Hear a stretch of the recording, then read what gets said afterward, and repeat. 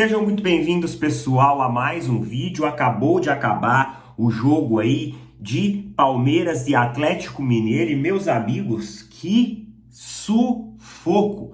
Eu jamais imaginei que esse jogo ia ser desse jeito, tá?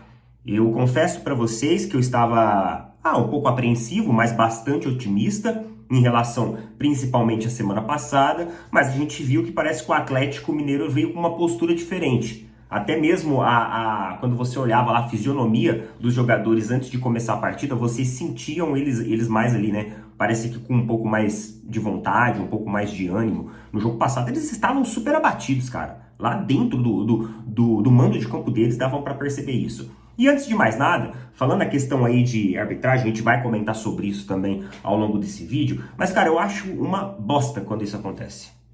Eu acho uma bosta. Eu ia até começar tipo um vídeo com uma musiquinha e tal, animado, tudo. Cancelei.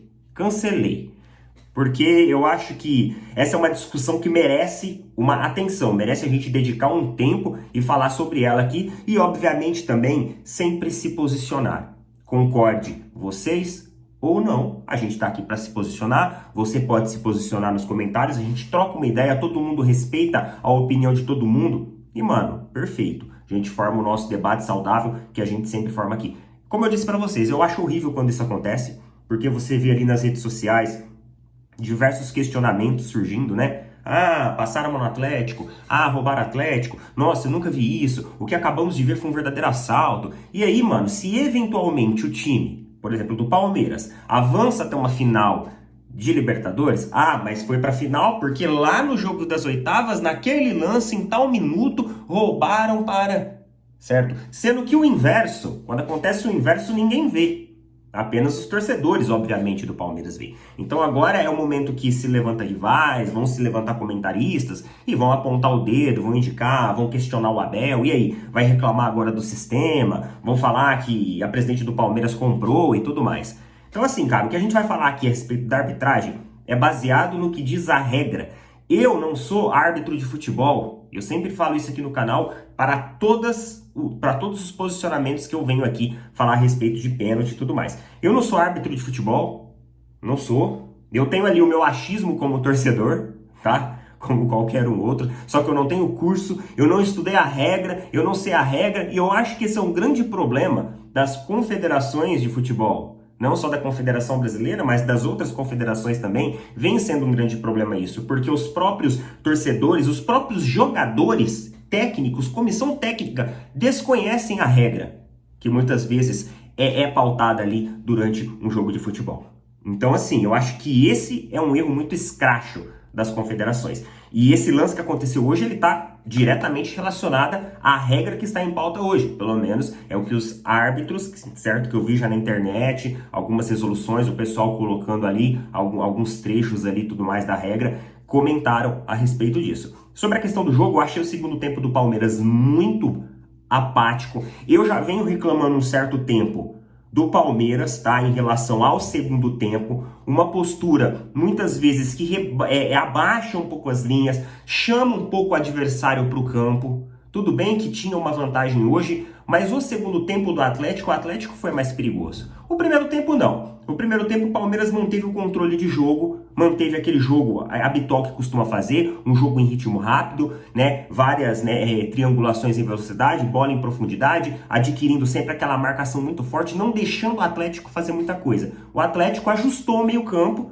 né? Você não viu o Rafael Veiga livre para dançar, cambalhota, virar pirueta, como ele estava no jogo passado, inclusive, né? Uma das jogadas de gol partiu dali. E, mano, nesse jogo eles ajustaram esse posicionamento e corrigiram isso. Só que também eles não incomodavam a defesa do Palmeiras. Então era um jogo ali equilibrado, com um pouquinho de volume maior do jogo por parte do Atlético Mineiro, mas o Palmeiras conseguia manter muito mais pressão e um ritmo muito mais intenso. Arthur errou vários gols hoje, o Palmeiras perdeu muitas oportunidades, principalmente no seu primeiro tempo.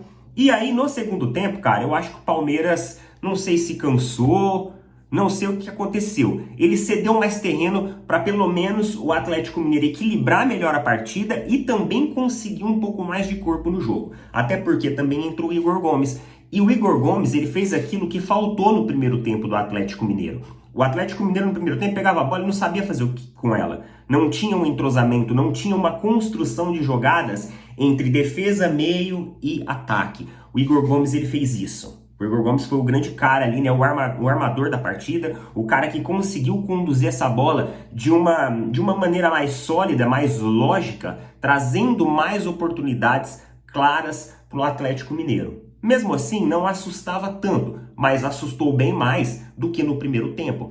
Mas o Palmeiras também mudou um pouco a sua postura, como eu disse para vocês, baixou um pouco as linhas, deixou mais espaços, não sei se foi na intenção às vezes de conseguir também mais oportunidades em contra-ataque, mas a questão é que a defesa do Atlético Mineiro e a marcação estava muito bem, muito ajustada hoje e conseguia neutralizar seus espaços. Obviamente que o Ederson, que é o goleiro do Atlético Mineiro, salvou muito, salvou demais. Aquele goleiro lá, hoje ele foi acima. Ninguém passava ele, dava a intenção que o Palmeiras podia tentar, que o gol não iria sair. Na verdade, não saiu.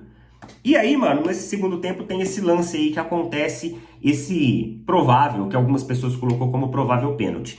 E, mano, sinceramente, o que a gente vê a regra é o seguinte, quando a bola, ela acaba resvalando, batendo, vindo de outro jogador do próprio time, ele é considerado como um toque acidental.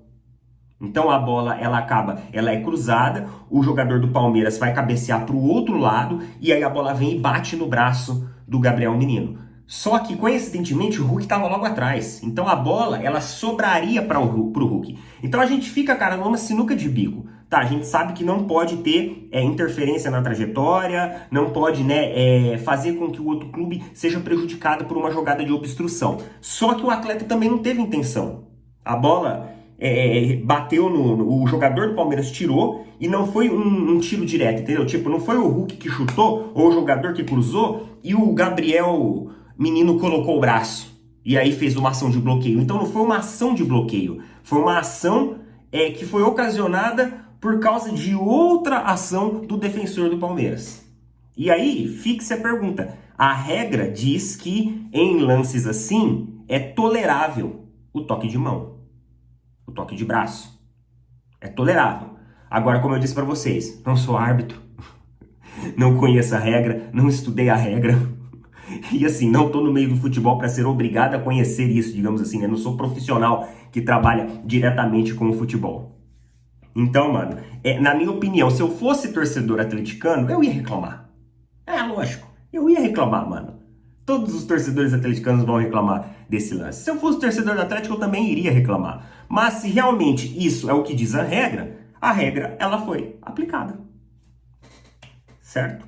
E aí, cara, no segundo tempo, finalzinho do segundo tempo, o Palmeiras faz algumas substituições, que eu não entendi o porquê. O jogo começa a ficar num ritmo mais acelerado e o Palmeiras fica um pouco mais aberto em espaços, porque perde bons jogadores. Por exemplo, sai o Zé Rafael tem uma importante desempenho tático dentro do Palmeiras, e o Palmeiras ele fica um pouco mais aberto e cede algumas chances ali para o Atlético Mineiro, mas também nada assim de muito perigo. Também cria as suas chances com a participação do goleiro do Atlético Mineiro novamente. Resumo da ópera, pessoal. Palmeiras classificado para as próximas fases da Libertadores. E esse lance, mano, do pênalti aí, provável, possível pênalti, não sei qual que é a sua opinião sobre isso, coloca aí, mas vai gerar muita discussão.